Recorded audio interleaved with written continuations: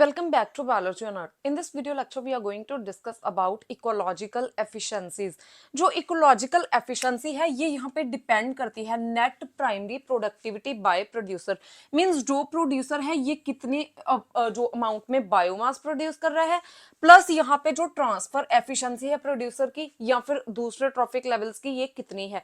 तो इसमें सबसे पहला कॉन्सेप्ट है consumption efficiency. Consumption efficiency means the percentage of total available biomass at one trophic level and how much biomass is consumed. means जैसे एक trophic level है तो इसमें कितना अवेलेबल बायोमास है और उसमें से कितना हिस्सा जो है कंज्यूमर ने कंज्यूम किया है, इसे हम बोलते हैं कंजप्शन एफिशिएंसी. अब यहाँ पे जो एक percentage of total available biomass है इसे हम डिनोट करते हैं Pn-1 से, और उसमें से कितना जो हिस्सा बायोमास का है ये कंज्यूम किया है किसी कंज्यूमर ने, इसे हम डिनोट करते हैं In से. In मीन्स इंजर्शन, मीन्स कितना इंजस्टेड पोर्शन है from the total available biomass. So consumption efficiency is total ingested portion plus total available biomass at one trophic level multiply by 100. so इस तरीके से जो कंजप्शन एफिशिएंसी है इसको हम कैलकुलेट करते हैं.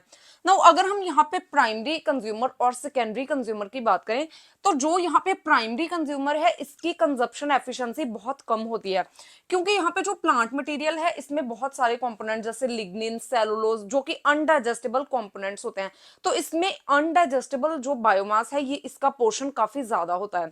सो इसलिए जब यहाँ पे जो प्राइमरी कंज्यूमर है इसको कंज्यूम करता है या फिर हम बोल सकते हैं हर्बीवोर्स इसको कंज्यूम करते हैं, तो इनकी जो कंजप्शन एफिशिएंसी है ये काफी कम होती है. मींस ये इसका थोड़ा ही हिस्सा कंज्यूम कर पाते हैं. लेकिन जब यहाँ पे जो प्राइमरी कंज्यूमर है इसको सेकेंडरी कंज्यूमर कंज्यूम करता है तो जो प्राइमरी कंज्यूमर है इनमें अनडाइजेस्टेबल पोर्शन बहुत कम होता है, बिकॉज ये एक एनिमल है और इसका जितना भी पार्ट है, जितना भी इसका बॉडी मास है ये सब डाइजेस्टेबल होता है. सो दैट्स वाई यहाँ पे जो सेकेंडरी कंज्यूमर है इसकी कंजप्शन एफिशिएंसी बहुत ज्यादा होती है than the primary consumer.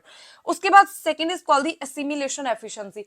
Assimilation का मतलब है कि जब फूड जो है ये गट में एंटर करता है तो गट में कितना पोर्शन जो है ये डाइजेस्ट एंड एब्जॉर्ब होता है जो फूड है इसका या फिर बायोमास का, तो इसे हम बोलते हैं assimilation. So it is calculated by how much biomass is digested और एब्जॉर्ब्ड, या फिर हम बोल सकते हैं कितना जो बायोमास है इसकी असिमिलेशन हुई है गट में, इसको हम डिनोट करते हैं An के साथ.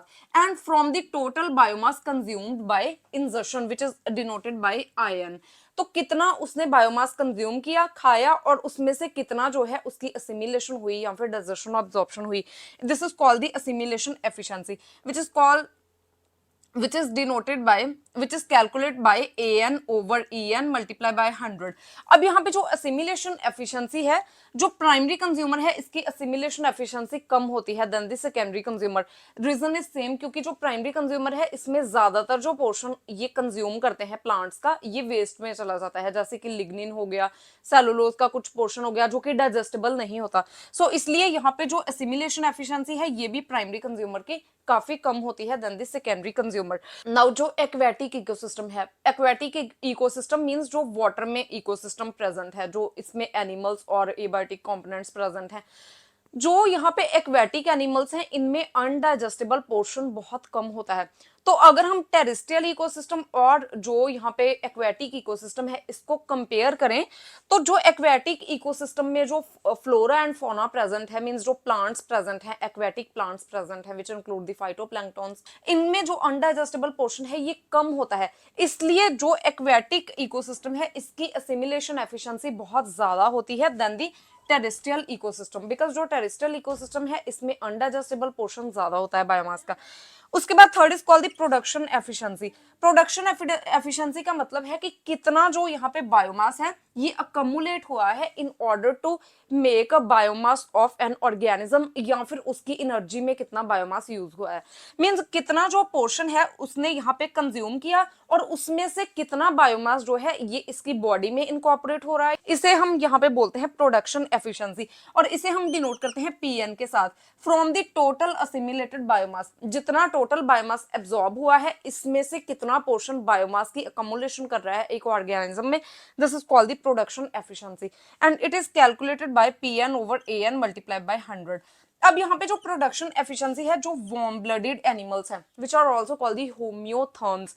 होम्योथर्म्स वो हैं जो कि अपना बॉडी टेम्परेचर रेगुलेट करते हैं, जैसे कि ह्यूमंस हो गए या फिर जितने भी एनिमल्स हैं, इनका जो बॉडी टेम्परेचर है ये सेम ही मेंटेन रहता है, चाहे वो मीन समर में हो या विंटर में हो, सिमिलर टेम्परेचर ही बॉडी का रहता है। तो यहाँ पे ये जो एनिमल्स हैं, वार्म ब्लडेड एनिमल्स हैं, इनके प्रोडक्शन एफिशिएंसी है ये बहुत कम होती है then the cold blooded animals which are also called the poikilotherms. क्योंकि यहाँ पे जो वार्म ब्लडेड एनिमल्स हैं, इनको बहुत सारी एनर्जी जो है इनका बॉडी टेम्परेचर मेंटेन करने में चली जाती है, और यहाँ पे जो कोल्ड ब्लडेड है इसमें तो कोई भी टेम्परेचर की मेंटेनेंस नहीं होती। तो क्योंकि बहुत सारी एनर्जी बॉडी टेम्परेचर को मेंटेन करने में चली जाती है, तो दैट्स वाई इसका जो प्रोडक्शन एफिशिएंसी है ये बहुत कम होती है then the cold blooded organisms. के बाद fourth is called gross production efficiency. जो ग्रॉस प्रोडक्शन एफिशिएंसी है, it is the product of assimilation efficiency plus production efficiency.